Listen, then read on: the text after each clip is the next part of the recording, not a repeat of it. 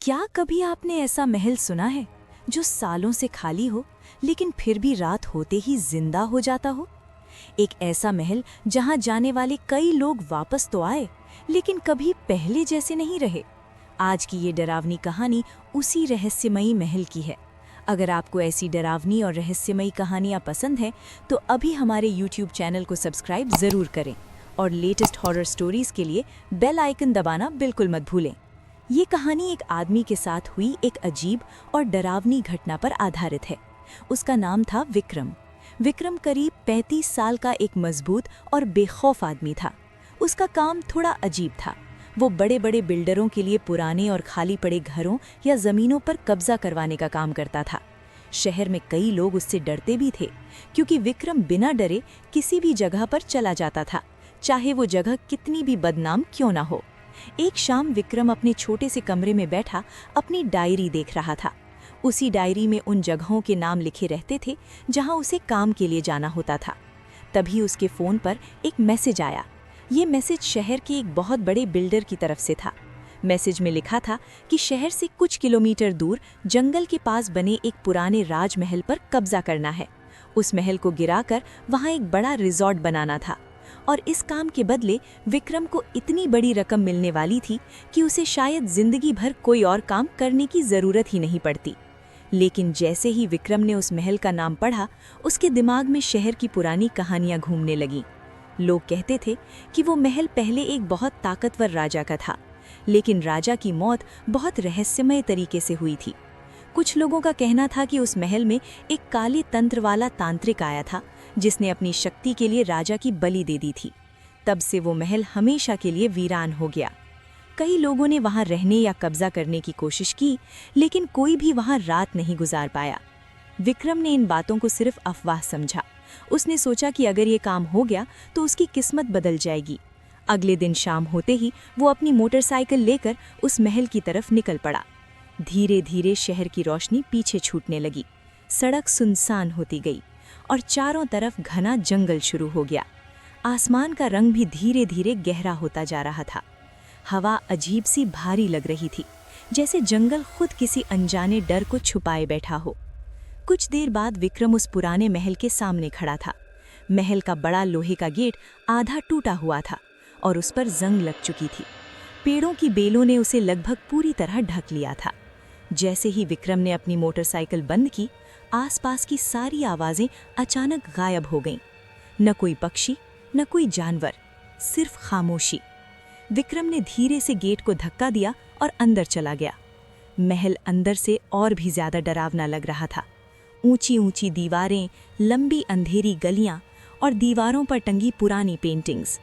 कई पेंटिंग्स इतनी पुरानी थीं कि उनमें बने चेहरों की आंखें मिट चुकी थीं, जैसे किसी ने जानबूझकर उन्हें खुरच दिया हो। विक्रम आगे बढ़ ही रहा था कि उसे अचानक ऐसा लगा जैसे कोई उसे देख रहा है। उसने जोर से आवाज लगाई, कोई है यहाँ? उसकी आवाज गलियारे में गूंजकर वापस आई, लेकिन वो आवाज बिल्कुल वैसी नहीं थी जैसी उसने बोली थी। वो थोड़ी भारी थी, थोड़ी अजीब। विक्रम ने इसे नजरअंदाज किया और महल के अंदर सबसे बड़े कमरे की तरफ बढ़ गया। शायद वही राजा का कमरा था।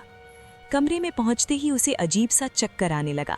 थकान के कारण वो पुराने टूटे हुए बिस्तर पर बैठ गया और कब उसकी आंख लग गई उसे पता ही नहीं चला। अचानक उसे किसी के चिल्लाने की आवाज़ सुनाई दी। ऐसा लग रहा था जैसे आवाज़ ज़मीन के नीचे से आ रही हो। उस आवाज़ में दर्द था, गुस्सा था और कुछ बहुत पुराना था। विक्रम का दिल तेजी से धड़कने लगा। वो धीरे धीरे उठकर उस आवाज़ की तरफ बढ़ा और एक पुराने कमरे के सामने जाकर रुक गया। दरवाज़ा आधा खुला था। अंदर उसने जो देखा उससे उसके पैरों तले ज़मीन खिसक गई। कमरे में पुरानी जंजीरें पड़ी थीं, जिन पर सूखा हुआ खून लगा हुआ था, और उन्हीं के पास एक छोटा सा दिया जल रहा था। कमरे में हवा नहीं थी, फिर भी उस दिए की लौ अजीब तरह से हिल रही थी। जैसे ही विक्रम ने कमरे में कदम रखा, दिया अचानक बुझ गया। चारों तरफ घना अंधेरा फैल गया। उसी अंधेरे में किसी ने उसके कान के बिल्कुल पास फुसफुसाते हुए कहा, तू यहाँ कब्जा करने आया है। विक्रम का शरीर जैसे जम गया। उसके सामने धीरे धीरे काले धुएं जैसी एक आकृति बनने लगी। वो किसी इंसान जैसी थी, लेकिन पूरी तरह इंसान नहीं। उसकी आंखों की जगह गहरा अंधेरा था। उसके हाथ में एक अजीब सा तांत्रिक यंत्र था जिसमें बाल और छोटी छोटी हड्डियां बंधी हुई थीं। फिर अचानक पूरा कमरा बदलने लगा। महल जैसे अपने पुराने समय में लौट आया। दीवारों पर मशालें जलने लगीं। सामने एक राजा खड़ा था, लेकिन जंजीरों में जकड़ा हुआ। उसके सामने वही तांत्रिक खड़ा था जिसकी आंखों में नफरत भरी हुई थी। तांत्रिक ने काले मंत्र पढ़ने शुरू किए और कुछ ही पलों में काला धुआं राजा को घेर लिया। राजा जमीन पर गिर पड़ा और उसकी मौत हो गई। विक्रम डर से कांपने लगा। तभी तांत्रिक की आवाज गूंजी, अब तेरी बारी है। अचानक विक्रम का शरीर हवा में उठने लगा।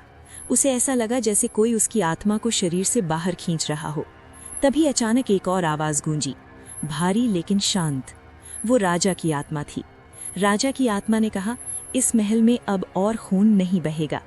तभी राजा की आकृति और भी विशाल हो गई। तांत्रिक के मंत्र टूटने लगे, दीवारें कांपने लगीं और वो काला तांत्रिक धीरे धीरे धुएं में बदलकर गायब होने लगा। विक्रम जोर से जमीन पर गिर पड़ा। जब उसने आंखें खोली, सुबह हो चुकी थी। महल फिर से वही पुराना खंडर बन चुका था, जैसे रात में कुछ हुआ ही नहीं हो। विक्रम बिना पीछे देखे वहां से भाग गया और उसने उस बिल्डर को ये काम करने से साफ मना कर दिया। आज भी वो महल खाली पड़ा है। शहर के लोग कहते हैं कि रात होते ही उस महल में अजीब आवाजें सुनाई देती हैं और कभी कभी किसी राजा की परछाई खिड़कियों में दिखाई देती है। अब आप बताइए, अगर आपको इतना पैसा मिले तो क्या आप उस महल में एक रात बिताने जाएंगे? कमेंट में ज़रूर बताइए। और अगर आपको ऐसी डरावनी कहानियाँ पसंद है तो हमारे YouTube चैनल को सब्सक्राइब करना बिल्कुल मत भूलिए।